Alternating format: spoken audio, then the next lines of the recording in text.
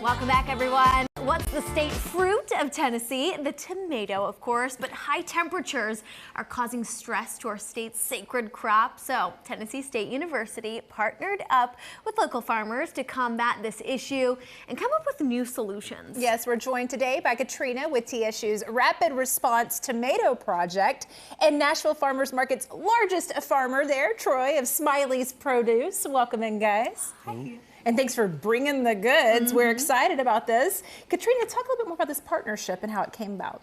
Yeah, thank you. Okay, so Tennessee State University, being a land-grant institution, we're grounded in research, education, service. And so last year at our Small Farmer Expo on campus, when one of our local farmers was able to connect with Dr. Suping Zhou to kind of ask, these high temperatures are really affecting my tomato production. Is there anything that you can do to help? Dr. Zhou, along with Dr. John Ricketts and Dr. Anjin Chung, they submitted a proposal, highly competitive, to USDA's National Institute of Food and Agriculture, who was particularly interested in rapid responses to weather events in food and agriculture systems in the U.S. And we got it. So that brings us to today, where we are doing that research in collaboration with our farmers like Troy Smiley. Okay, so what exactly have you found? What results have you found so far? So I can mention that research is ongoing, but we've already seen some really great improvements, particularly in our grafted tomatoes, outperforming non-grafted tomatoes. So we're already starting to see some data suggest that we are definitely on the right track. So our farm has taken their technology they're using for the tomatoes, and we're applying it to green beans, squash, things that are affected by a lot of heat and poor pollination, and we've seen immediate results.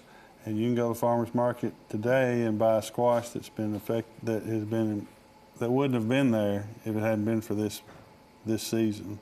And like last week when it was 95 degrees, and beans there should be no such thing as a bean right now. Wow. Bountiful. So. Incredible. Wow. Yeah, that's great to hear. Troy, talk a little bit more about how your crop has been affected by the heat. So when you get a lot of heat, you get very poor pollination, and it just cooks things. And so we've been using some different plastics that react different ways to the sun. Some absorb it, some of them reflect it, and it's really helped out a lot with this new technology. That's incredible.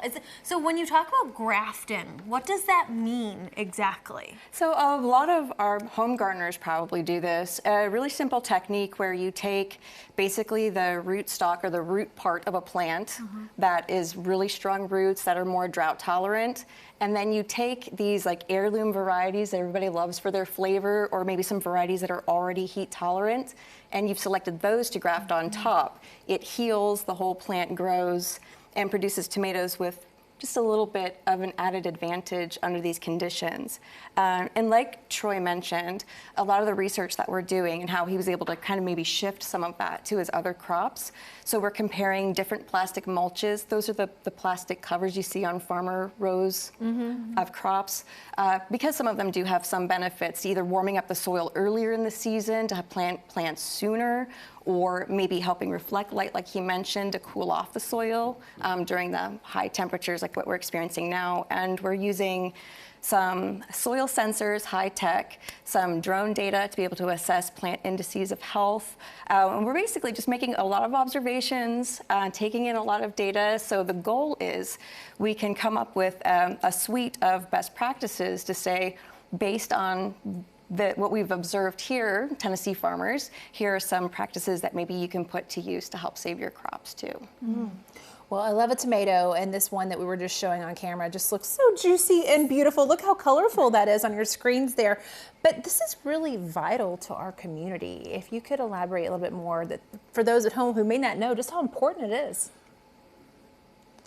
If you weren't applying this technology that they're introducing to people now, if you were trying to, the way we operated 25 years ago, 30 years ago, we wouldn't be here. It's saving us, what it's doing.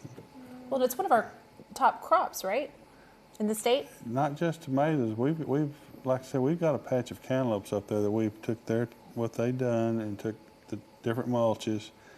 And these cantaloupes are just, you can't walk in the field without breaking your ankles. they're just everywhere. They're That's gigantic. because of pollination that helping with the heat. Well, you know what? I gotta say, I have been to the Nashville Farmers Market countless times. And I always have a good time because I stop by Smiley's Produce. Troy, you know that I chat you up for sometimes a good hour because your produce is so delicious. Why are you so invested in your product in this community? Family tradition. We've been here for 200 plus years, and that's about all we've ever done. So we take pride in it. Awesome. Thank Family you both. tradition, love it. Wonderful. Thank you both. guys. Thank you. And thank you for your awesome work. Yeah, it's great. You guys find all of these tomatoes at the Nashville Farmers Market. They're hosting a free tomato tasting on Saturday, August 23rd at their annual Watermelon Festival.